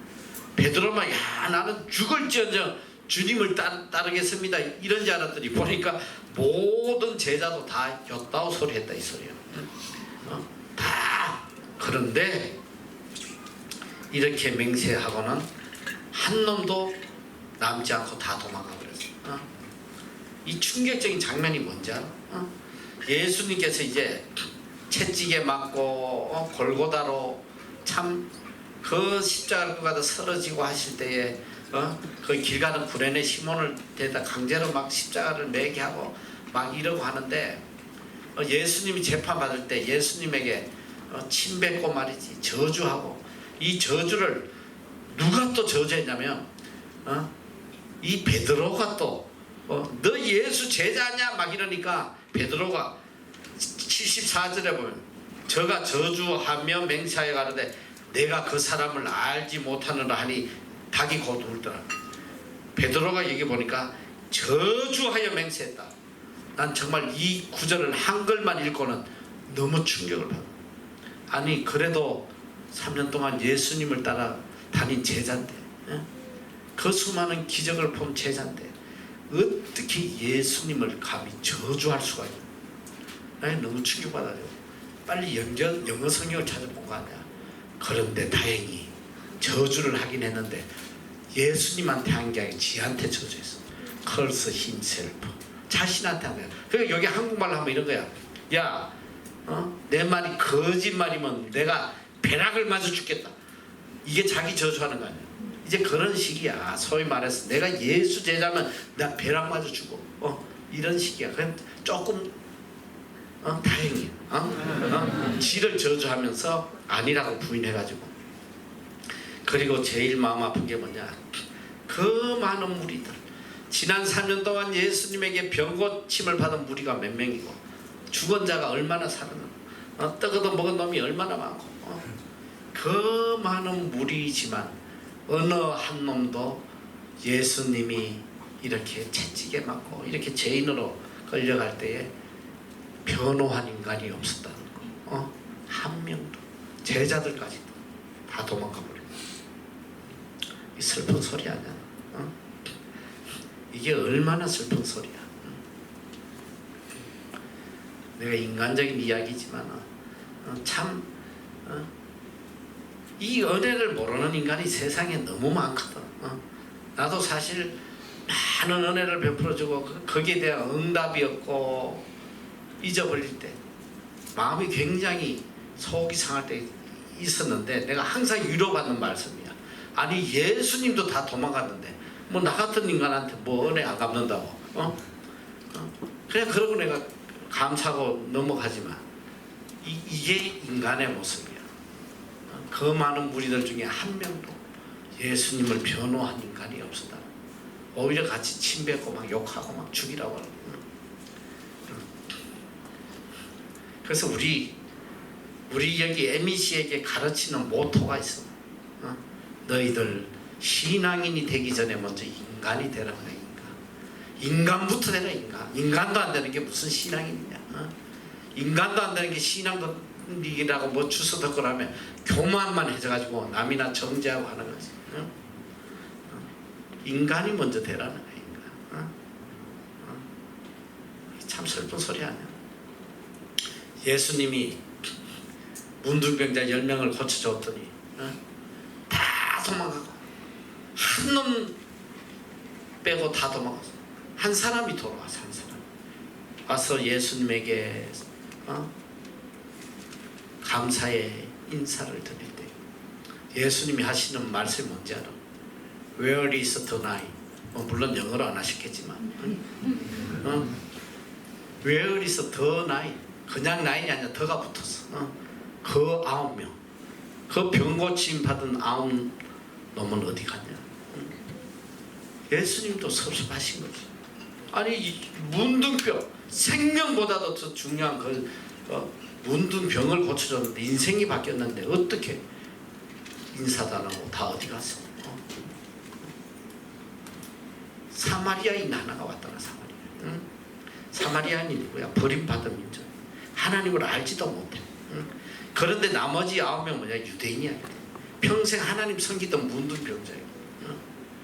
그래서 내가 늘 이야기하는 게 뭐냐면, 예수님이 참 놀랍게도 착한 사람은 다 사마리아인을 예화를 드시더라고. 사마리아는 소위 말하면 지금 안 믿는 세상 사람들이, 세상 사람. 야, 선한 사마리아인, 강도 만나가 죽어가는 사람을 제일 처음 누가 보고 도망가냐? 제사장이 보고 도망가. 하나님 앞에 예배 드리고 오는 길에 강도 만난 사람 보고 아이고 할렐루야 빨리 도망가자. 둘째 누가 했냐? 레위인, 성전을 관리하는 사람, 평생 제사를 섬기는 사람, 요것도 도망가 버렸어. 누가 그 사람을 건졌냐? 한 사마리아인이, 인간 취급도 못 받는 이 사마리아인, 그것도 또 평생 어쩌면 모아가지고 처음으로 한번 여행 가는데 뭐가 앞에서 죽어가고 있어요. 자기 나귀에 태워서 그걸 구원한다는 건 뭐냐? 자기 생명을 내놓은 거야. 강도 나타났던 데서 또 한번 지도 강도 당할 거 아니야. 빨리 도망가야지. 근데 자기 생명도 개의치 않고 그걸 데리고 가서는 주막에서 자기의 여행 모든 비용을 주인에게 다 줘버려. 이 사람 좀 돌봐주고 내가 돌아올 때 부족한 거는 마저 갖겠다. 누가 의인이냐, 누가 의롭고 누가 너희들 이웃이냐. 예수님이 질문해요. 누가 내 이웃이냐. 긍휼을 베푸는 자니이다. 어떤 인간이 긍휼을 베푸냐 이 소리야. 그리스도인이 베푸냐 세상인이 베푸냐. 여러분 심각하게 생각해야 돼요.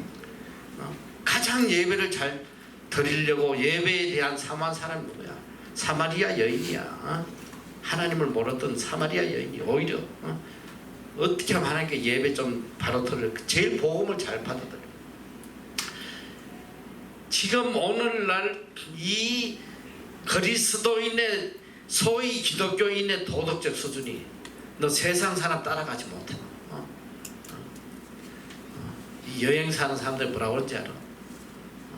기독교 단체 오는 거 제일 싫어하고 서로 안 하려고 그러고 그 중에 목사 단체도 오면 서로 안 하려고 주랭랑을 치는 제일 불평도 많고 제일 팁도 안 주고 제일 그냥 교만하고 그러니까 세상에 그냥 이 개독교 이 뭐 오만 욕을 다 얻어먹고 이거 봐 이거 예수님 당시에도 그 수많은 사람이 예수님의 은혜를 입었으나 어느 한 인간도 예수가 이분은 그런 분 아니라고 나타난 인간이 없었다는 거지. 이 참 슬픈 현실 아니야. 지금도 그래요. 지금도 조금만 유익이라도 내한테 유익되면 쫓아가지. 조금만 내가 손해본다고 하면 이웃이고 나발이고 뭐가 있어. 내 살아야지. 잘 생각해야 돼. 여러분 첫째 인간이 돼야 돼. 인간. 도덕적 인간이 돼야 된단 말이야. 이 인간이 안 된 게 무슨 신앙이 되어서 이웃을 사랑하려면 이웃에 대한 도덕을 지켜야 될 거 아니야. 참 슬픈 소리야. 그리고 이 예수님이 빌라도 법정에서 이제 십자가에 못 박혀야 된다고 판결이 내려질 때에 그때 이 빌라도는 사실 예수를 십자가에 못 박으려고 하지 않았어요. 죄가 없다. 아무리 봐도 이 사람을 벌할 죄가 없다 했더니 아니라고 말이지. 막 심지어는 빌라도 와이프가 꿈을 꿔서 지 남편에게 이야기해요. 이 사람 무죄하니까 절대 여기 관여하지 마라. 그래서 이 빌라도가 어떻게든 무죄로 풀려고 하는데 하도 유대인들이 못 박으라 십자가를 못 박으라 악을 치니까 이 사람은 이 유대인들이 어떤 소리를 하냐면 이 27장 25절에 보면 백성이 다 대답하여 모든 인간들이 소리치면서 그 피를 우리와 우리 자손에게 돌릴지어다 하거든. 그 피를 우리와 우리 자손에게 돌려주라. 죄값을 자기들이 책임질 테니까 죽이라는 거야. 예수를.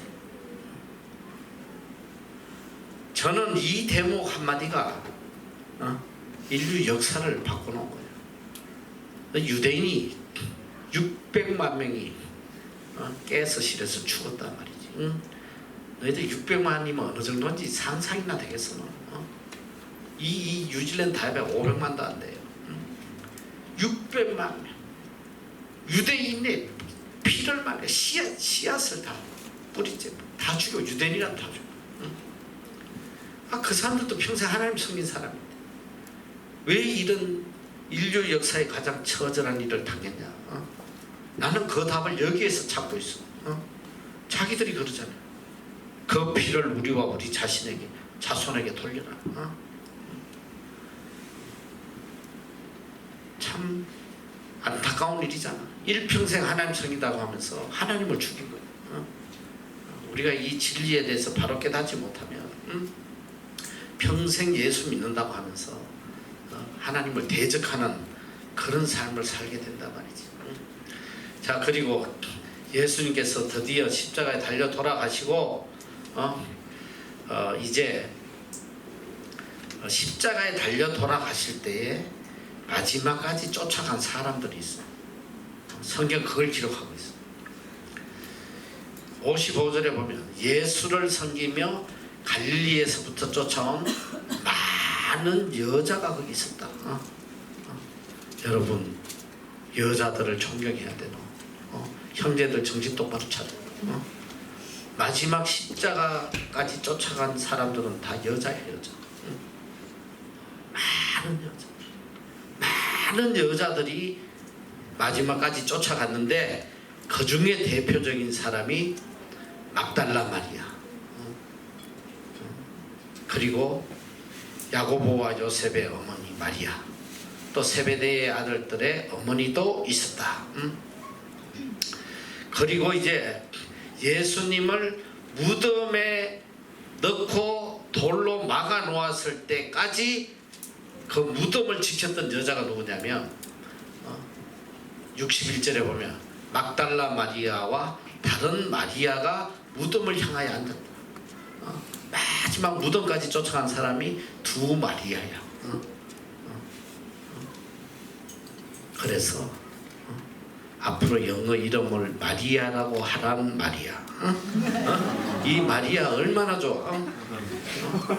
이 마리아가 끝까지, 그것도 하나도 아니고 둘이.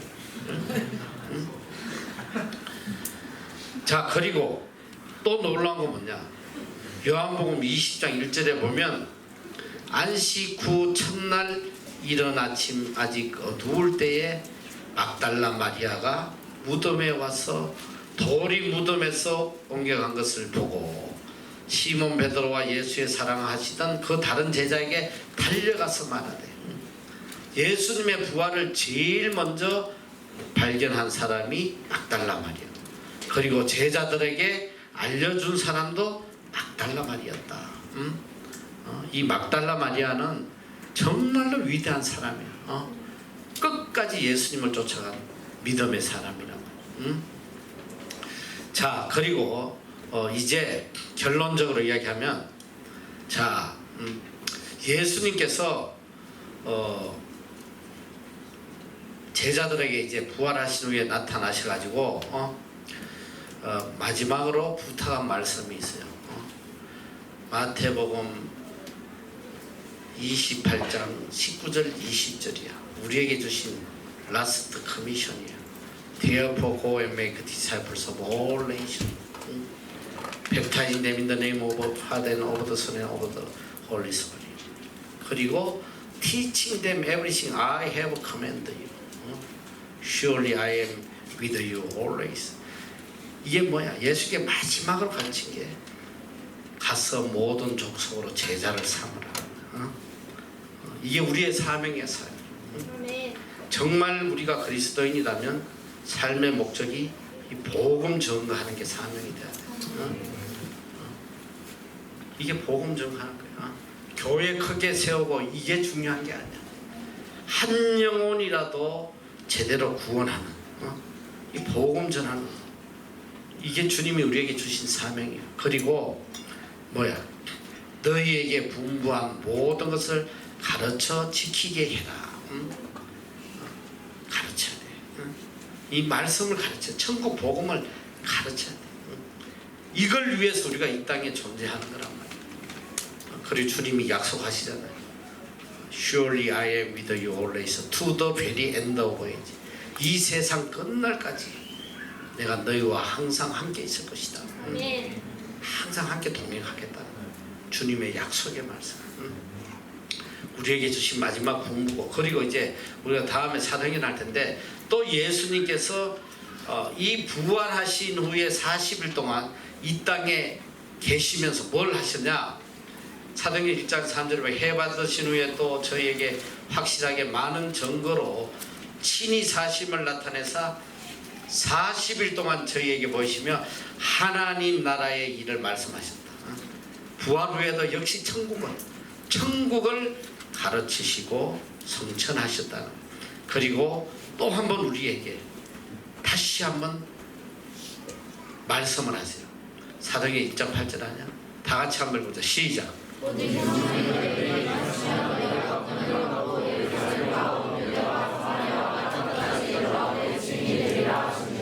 자, 예수님의 마지막 본부야. 윈니스, 윈니스. 여호와의 정인이 되라는 거예요. 우리는 정인의 삶을 살아야 돼요. 이 땅의 삶의 목적이 하나님께 영광 돌리는 것이고, 하나님의 영광 돌리는 방법이 뭐냐면 하나님을 알리는 거야. 하나님을 알리는 거. 윈니스가 돼야 돼. 정인이 돼야 된다. 정인. 그래서 직장을 다니든 장사를 하든 무엇을 하든 그거의 궁극적인 목적은 복음을 전가하는 거. 하나님의 정인이 되는 거. 이게 우리 삶이 돼. 이게 믿음의 사람이야. 이걸 위해 살아가는 거예요. 그래서 예수님께서 3년 동안 우리에게 가르쳐 주신 이 마지막 결론 아니야.